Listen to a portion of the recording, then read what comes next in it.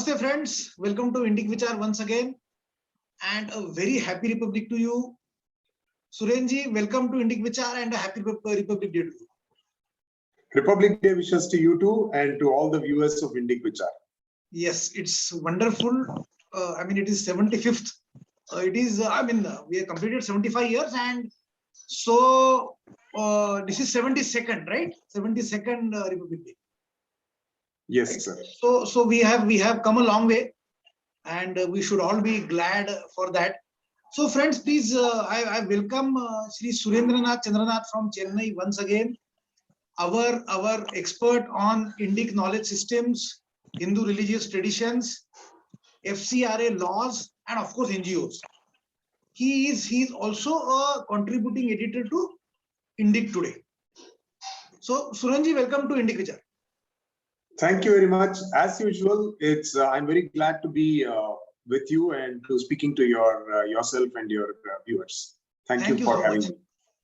And normally, so we should be happy that we're connecting, but today I must say that this is not such an happy occasion. Even after being a Republic Day, this is not such an happy occasion, because a poor kid from Chennai, Lavanya, was forced to take her life, reportedly because of conversion pressure and because of her teacher or something like that. So I only know little of that, and that's the reason why we are connecting today.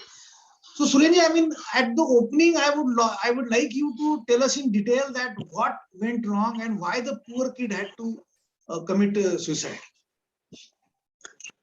I'll just walk you through the basic facts of this particular tragedy and then move on to some of the background. The basic facts are that a child, 17-year-old child called Lavanya, was studying in Sacred Heart Matriculation School in Thanjavur district, in a village, in a small town village, somewhere between a small town and a village called Tirukatupalli. And this child was also staying in a girls' hostel called St. Michael's Girls' Hostel, very nearby. And this girl was basically staying in the hostel and studying in the school.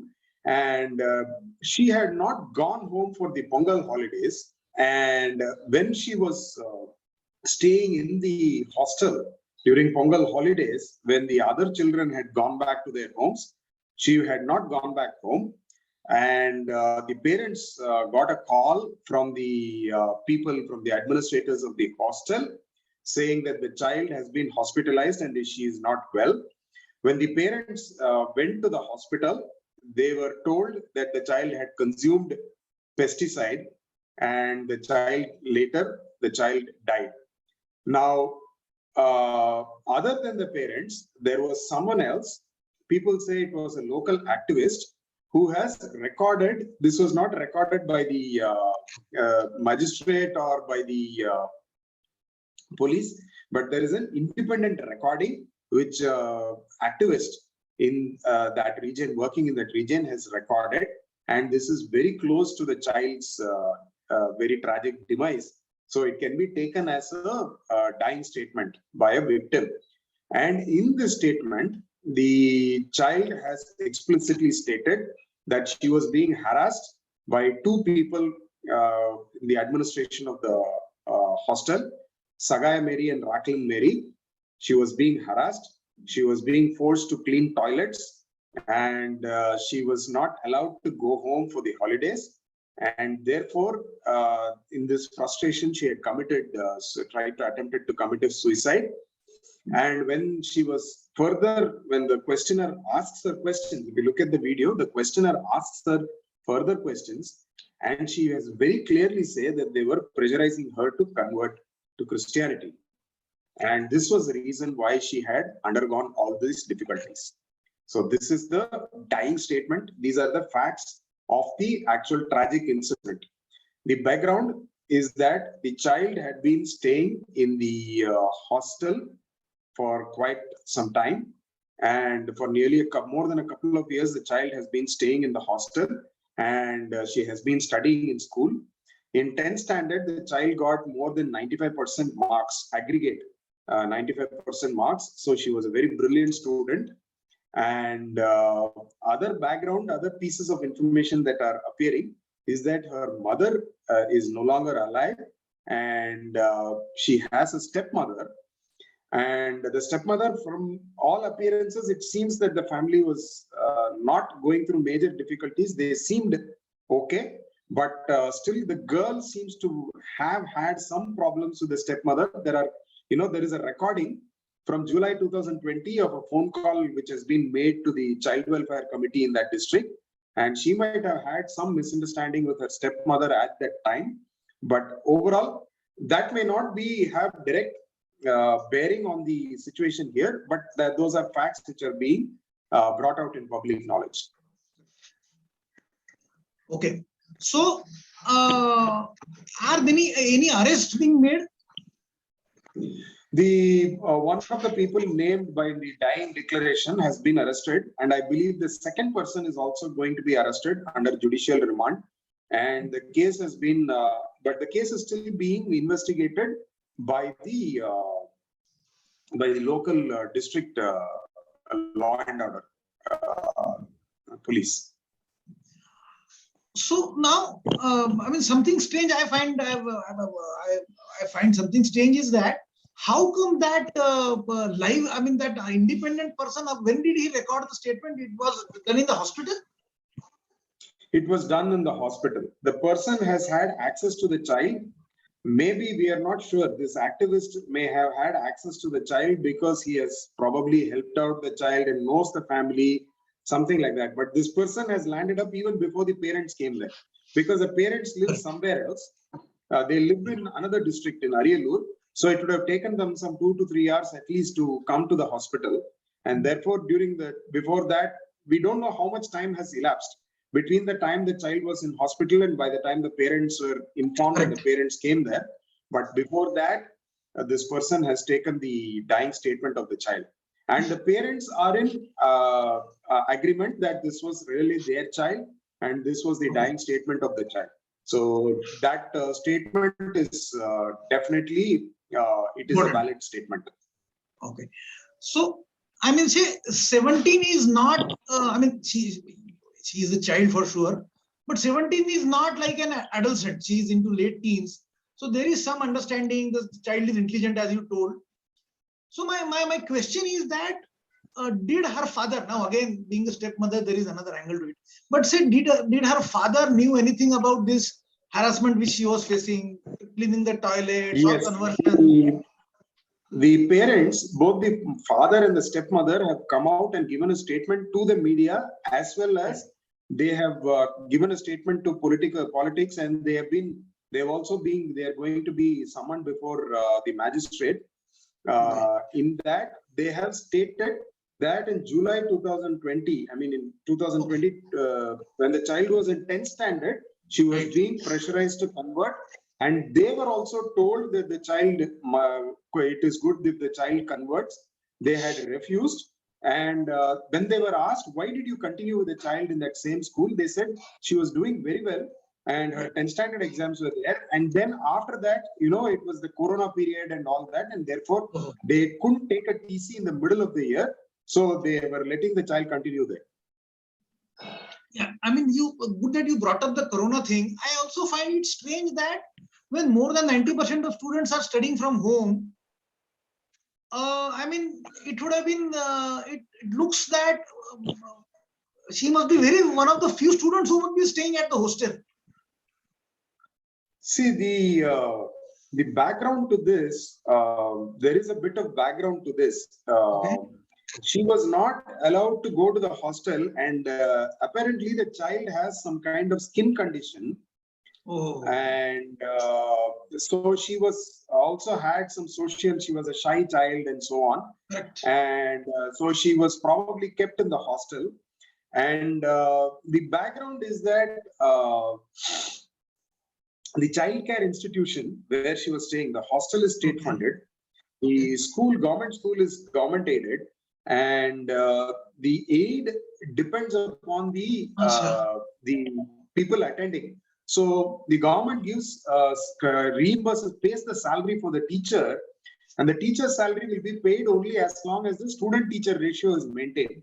Therefore, it's very important for them to keep the child, to keep getting government aid, both for the hostel as well as for the school. So definitely there is a big incentive to keep these children in the hostels and in the school. Not allowed to go them home. There is an incentive for that. Yes, yes.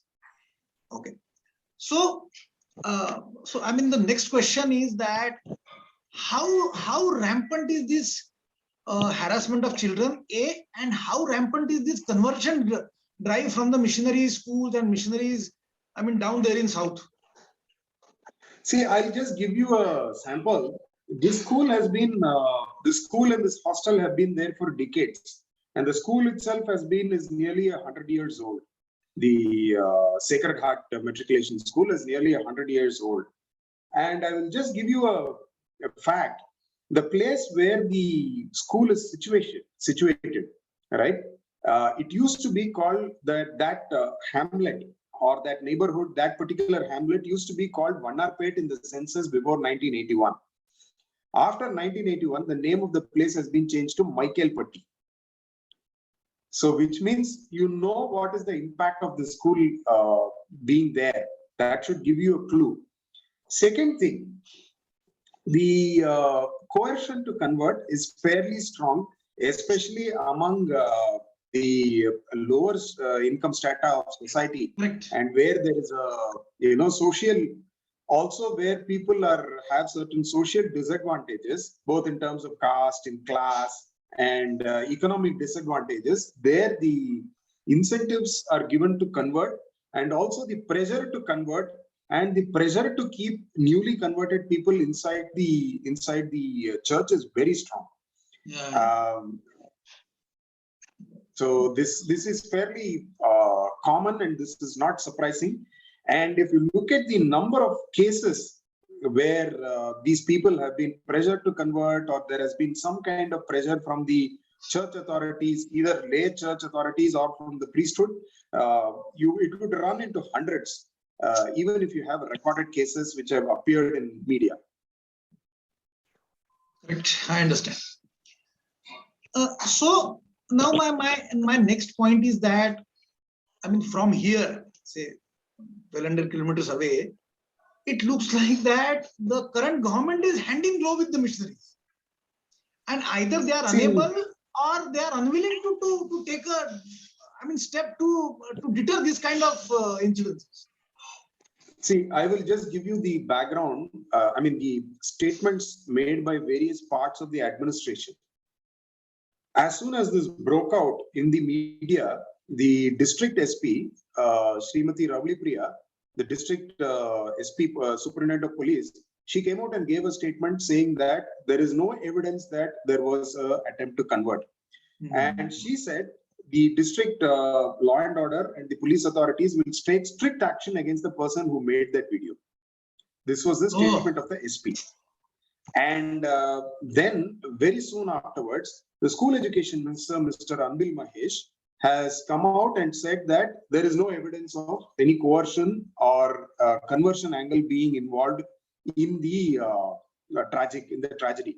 And yesterday, Srimati Geeta Jeevan, who is also a minister in the government, I'll just 1 second.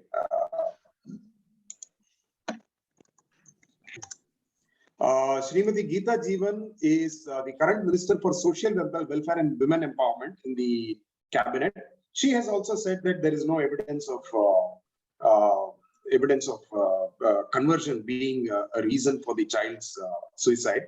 So they've all been in a hurry to hand out, they rule out this angle even before the investigation has been taken up fully.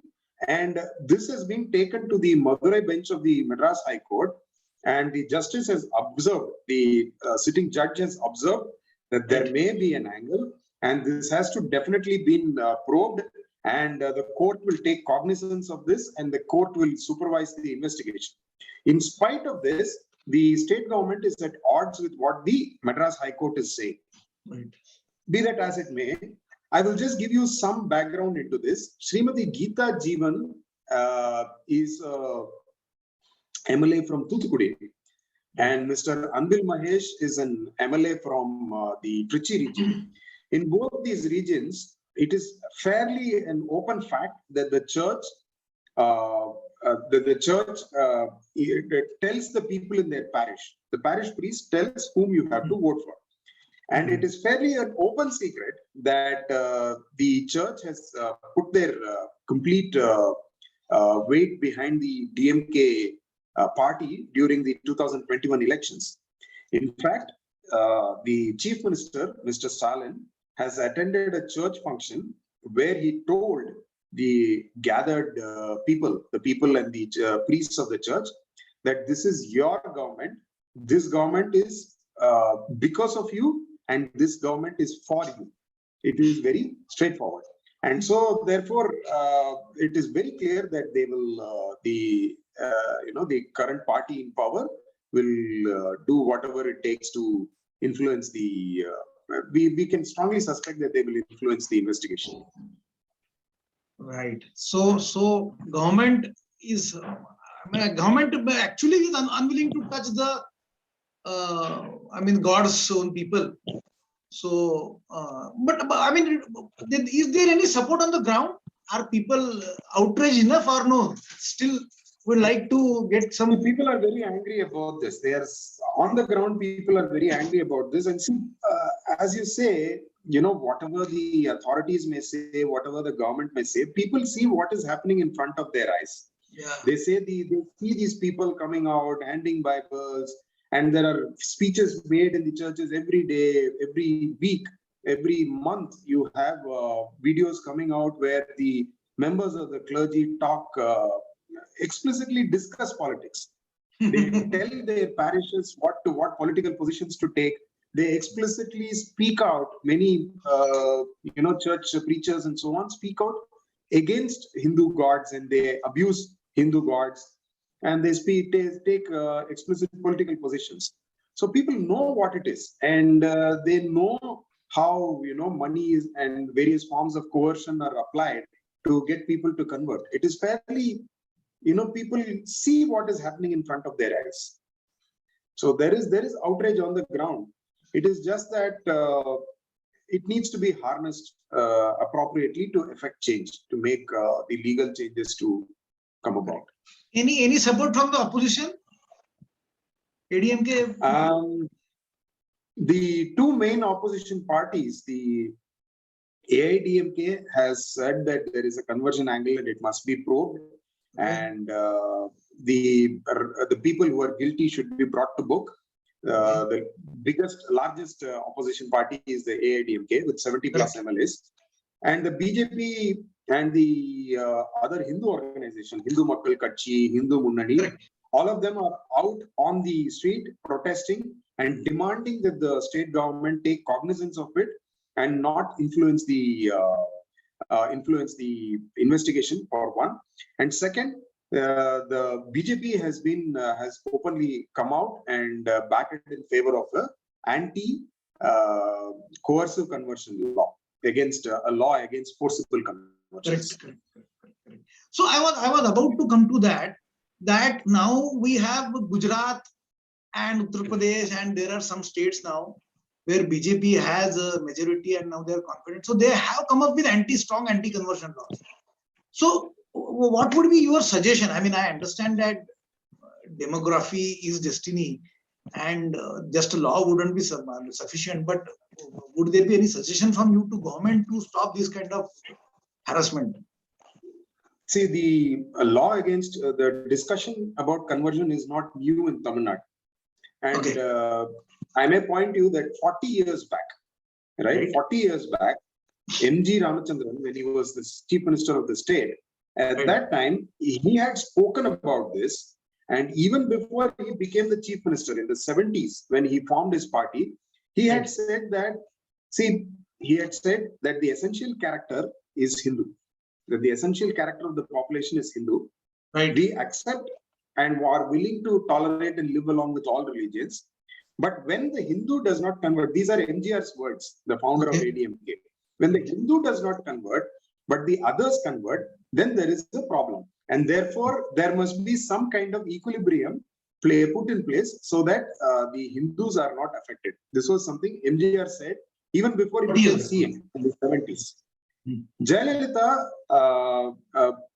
moved a bill. She moved a bill and brought it to floor of assembly against forcible conversions in her 2001-2006 tenure. During that time, she put it, but before the bill could be put to vote, she walked that bill back because of the very strong opposition. And at that time, the AIDMK also had a certain Christian vote bank. And therefore, she was forced to walk back that particular legislation under pressure. But now I think the situation has changed so that you can have law against forcible conversions. Basically, law against conversions under pressure, under inducements, and by cheating, by basically making false promises. Allurement, inducements, and under pressure. So definitely there could be a law, but how far the law is effective is a different story, right? Because we're looking at the way the media, the movie business, and the way the administration, they're heavily, indebted to the church, and therefore they may, even if if a law is passed, even if the law is passed, I think it will be difficult to enforce the law. I think, Suren, the way Franco Mulakkal was acquitted, that is a testimony to the church's power. See, if you look at not just Franco Mulakkal was a fairly visible and high visibility case, but Goa Chronicle, Savio Rodriguez of Goa Chronicle, he has documented hundreds of cases across the country involving direct prima facie evidence, and FIRs have been lodged, and the news has been appeared in either local media or in some kind of English media all across the country, hundreds of cases, and he has written about it. He has written to the Prime Minister asking for a formal probe to be undertaken into all these cases of malpractice, first the general cases of malpractice within the church, as well as cases of conversions, forcible and induced conversions. He has written to the Prime Minister about that. And this man, Savio Rodriguez, is actually running for office in Goa. So I think there is a, momentum building. Savio Rodriguez is doing a fantastic job. And Goa Chronicle is making a lot of impact. I mean, you come across their articles. There are people working in offices and doing their businesses, also sharing Goa Chronicle articles. So it seems that he's making an impact. Yes, and in my opinion, talking to people who are Christians and part of the church, many Christians themselves are concerned about this, right? Lay Christians who are not in positions of power, but your average middle class person who just wants to go to church on Sunday and live their lives peacefully, they are concerned about the coercive conversion business. Perfect. So kind of last question. Anything you would like to suggest that will be helpful in stopping this proselytization drives and give Hindus a voice down south?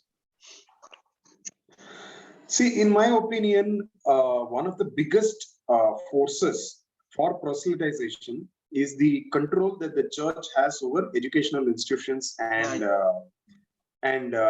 social welfare institutions. And the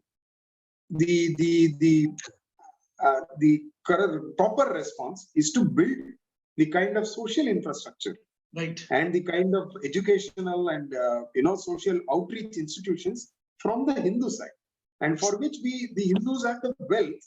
It's just that the laws are hobbling them against this, and therefore, if you give the, remove these shackles, legal shackles, then Hindus can build the same kind of institutions and give, Right. the social infrastructure required so that the coercive conversion becomes a non-question, right? I So understand. that is my opinion. Right. So, I mean, that's what religious right keeps on saying. And every time someone says that, I hear that abolish RT, but RT doesn't seem to be anywhere on BJP's agenda. So we have a lot of work to do. We have recently read an NCPCR report on RTE, and Right. what they are saying is more than 70% of the minority institutions are actually run as Christian minority institutions. Okay. But a good deal of their student population is actually non-Christian. Yeah, they're all, most of them are Hindus. Yeah. Student population is non-Christian. And what they're saying is the RTE, if it has such a good impact on non-minority institutions, why not extend it to minority institutions also? That is all. Yeah, I understand. Right. Just So bring a level playing field. yeah, I mean that's a common complaint across. Across various social strata of the society now. And I believe that you and me spending time talking on this and tweeting and going to Facebook must have made some impact. I mean, not you and me, but thousands like you and me.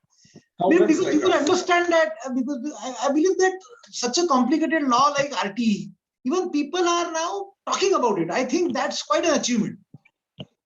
Yes, yes. So, I mean, you and me better go to keep on doing this, what we're doing. And thank you very much for spending time with us and connecting to Indic Vichaar. Thank you very much for your time and having me. Namaskar. Jai Shri Ram. Jai Shri Ram.